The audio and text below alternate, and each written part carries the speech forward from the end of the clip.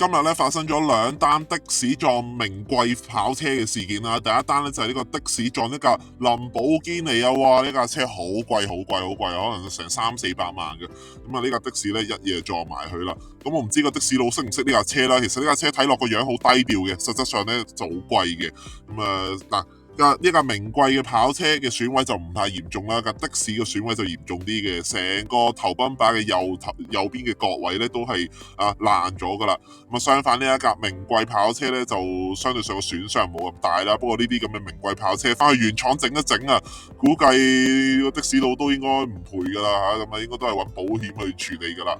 另一單啦，呢個的士佬撞呢架 Bentley 嘅名貴跑車啊，名貴房車啊，咁呢一架車都估計都唔平噶啦，可能600萬、600-700萬都有啊，咁樣就撞咗埋去啊，咁真係大家揸車真係要小心啊，撞咗啲咁嘅名貴車輛咧，真係好頭痕嘅。希望個保險係夠賠啦，咁乍睇呢兩單咧，傾翻保險咧都應該夠賠嘅，應該個的士佬自己都賠唔到噶啦，咁樣。